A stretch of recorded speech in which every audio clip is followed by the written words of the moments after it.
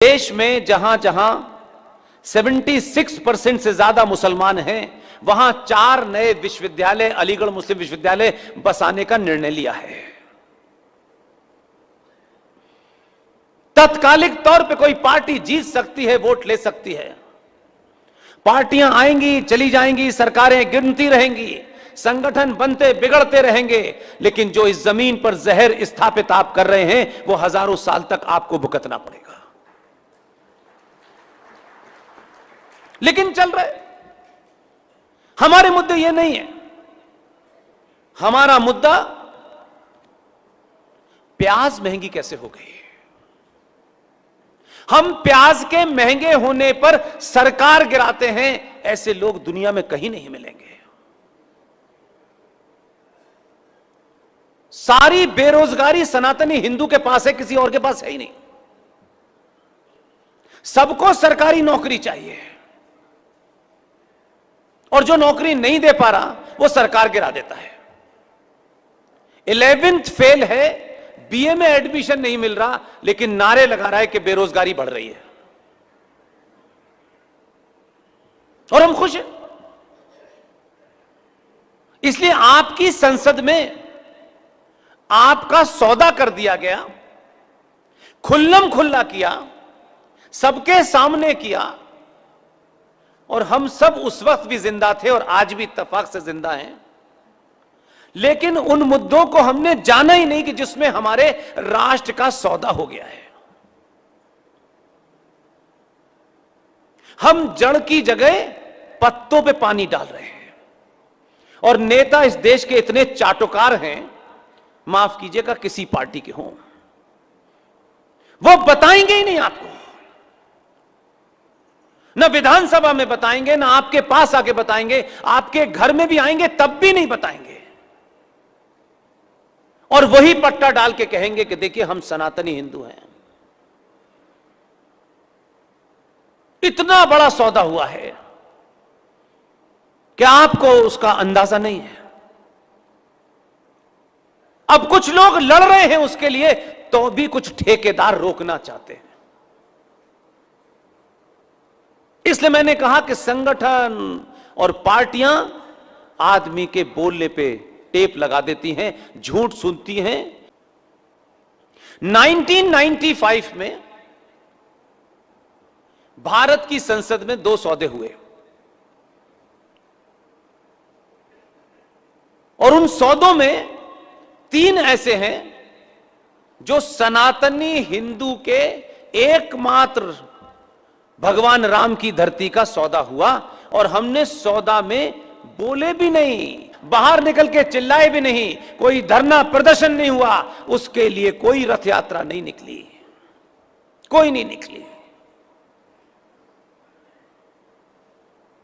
1991 में इस देश के प्रधानमंत्री कौन थे? पीवी नरसिम्हा राव साहब। वो जिस भी दबाव में प्रधानमंत्री बने सबको पता है। इस पत्रकारिता के लंबे सफर में एकमात्र प्रधानमंत्री हैं जिसको मैं चाणक्य मानता हूं, लेकिन वो जिन हालातों में काम कर रहे थे उनके पास कोई रास्ता नहीं था। 1991 में अयोध्या मूवमेंट अपने पीक पर था और अयोध्या मूवमेंट को टेम करने के लिए नरसिम्हा राव एक बिल लेकर आए और बातचीत कर ली थी पहले से गेरुए पट्टे वालों से कि हम ये कर रहे हैं। लेकिन उस वक्त एजेंडा हमारा तत्कालिक सत्ता तक पहुंचना था। इस राष्ट्र के एक लंबे सफर में यह सुरक्षित रहे, यह कतई नहीं था। और उन्होंने कहा कि हम एक कानून बनाने जा रहे हैं और हम जानते हैं कि आपकी दुकान इस अयोध्या पे चलेगी, हम इसको इस कानून से अलग कर देते हैं, बाकी पे हम एक कानून बना रहे हैं। यही मैं कह रहा हूं कि जो विजनरी लोग होते हैं वो तत्कालिक फायदे के लिए नहीं लड़ते, वो 1000 साल के लिए लड़ते हैं। और क्योंकि हमने सारी ताकत राजनीतिक दलों को दे दी है कि तुम जो दिल चाहे कर लो, इसलिए हर प्राइम मिनिस्टर आया और अयोध्या पे निगोशिएशन करना शुरू करता था। जैसे उसको ठेका दिया था हमने कि तुम प्रधानमंत्री होकर के भारत के 100 करोड़ सनातनियों की भावनाओं का सौदा। कोई कह रहा है कि यहां मंदिर मस्जिद दोनों बना लीजिए, कोई कह रहा है अलग बना लीजिए, कोई कह रहा है यहां अस्पताल बना दीजिए। सब कुछ मेरी भावना और आस्थाओं पे ही हो रहा है। यह सौदा जामा मस्जिद पे नहीं हो रहा।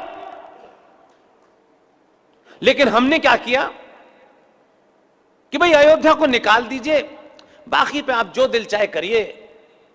उस वक्त तक यह संचार क्रांति भी नहीं थी, और अब क्रांति आ जाने के कारण आप यहां बैठे हैं और खामोशी से एक कानून बन गया। उस कानून का नाम है प्लेसेस ऑफ वर्शिप एक्ट 1991। संसद में पास हो गया। उस कानून के तहत हजारों साल पुराने, जितने भी हजार आप लगा सकते हैं उतने साल पुराने, अनादिकाल के वो मंदिर जो हमारी आस्थाओं के केंद्र ही नहीं थे, जो शुद्ध रूप से साइंस के हिसाब से बने हुए थे, उन मंदिरों का सौदा हुआ कि भाई अब ये तमाम सारे मंदिर जो हैं इन पे विवाद हो रहा है, इसलिए विवाद न बढ़े, समाज में समरसता पैदा हो जाए, इसलिए हम इस मंदिरों पे कानून बना देते हैं कि आज के बाद ये मंदिर जितने भी हैं इनका जो भी स्टेटस 15 अगस्त 1947 को था अब वैसा ही रहेगा। हम मान गए, क्योंकि हमको तो अयोध्या दिख रही थी और हमने इस कानून को पास होने दिया।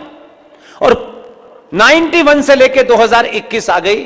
अपने दिल पे हाथ रख के देखिए, कभी इस मामले पे बात उठी संसद में? आज उठी? नहीं उठी, क्योंकि आपसे वो चाहते हैं आप भूल जाइए। 42,000 मंदिरों का मतलब है कितनी बड़ी जमीन, और वो आस्था के केंद्र जिन्हें बनाया नहीं जा सकता, वो शक्ति पीठ, वो सब चली गई। और हम खुश हैं। तो जो लोगों ने सौदा किया, छोटा मोटा सौदा नहीं किया, और वो दिया इसलिए कि नरसिम्हा राव को 92 के बारे में पता था। 92 होने के बाद 1993 में फिर एक सौदा हुआ, और पार्लियामेंट के अंदर कांग्रेस पार्टी के एक नेता ने एक अनाउंसमेंट कर दिया, और वो अनाउंसमेंट बाकायदा एक डिजाइन के तहत करवाया गया, और कहा गया कि भारत में मुसलमान, ईसाई, पारसी, सिख, बौद्ध ये माइनॉरिटी में हैं, इनकी संख्या बहुत कम है, इनको विशेष प्रोटेक्शन देना है। तो उनके लिए नेशनल कमीशन फॉर माइनॉरिटीज बन गया।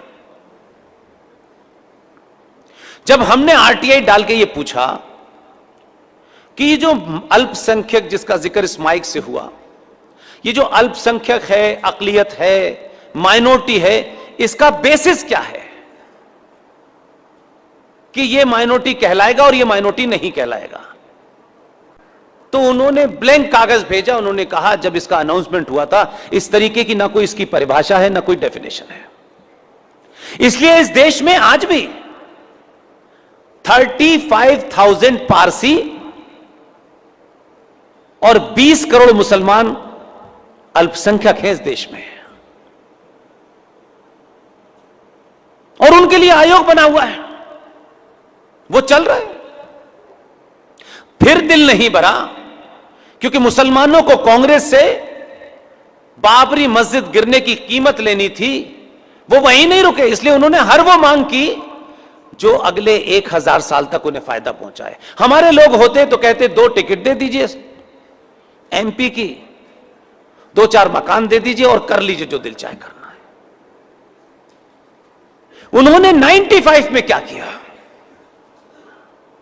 95 में उन्होंने एक ऐसा एक्ट जो 1923 में अंग्रेजों ने बनाया था, और 1956 में उस एक्ट के अंदर हमारे फूल वाले चचा ने अमेंडमेंट किया था,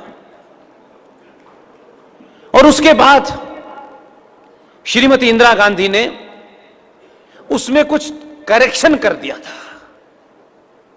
यह बात आप पार्टी पॉलिटिक्स में नहीं बता सकते, लेकिन इतिहास में जो दर्ज है उसे सही बताना चाहिए। उन्होंने थोड़ा बहुत कुछ ठीक किया, लेकिन इंदिरा गांधी की हत्या के बाद मुसलमानों ने अपनी कीमत मांगी, और छोटी मोटी कीमत नहीं। अपने दिल पे हाथ रख के देखिए कि अगर हमको यह कभी मौका मिला जिंदगी में बार्गेन करने का, तो हम अपने लिए 2 प्लॉट, बंगलौर में बड़ा मकान, 2-4 चीजों के अलावा नहीं मांगेंगे। आप कह सकते हैं कि उनके यहां पीएचडी नहीं है, पंचर जोड़ने वाले ज्यादा हैं, लेकिन उन्होंने जब मांग की तो यह किया कि 1990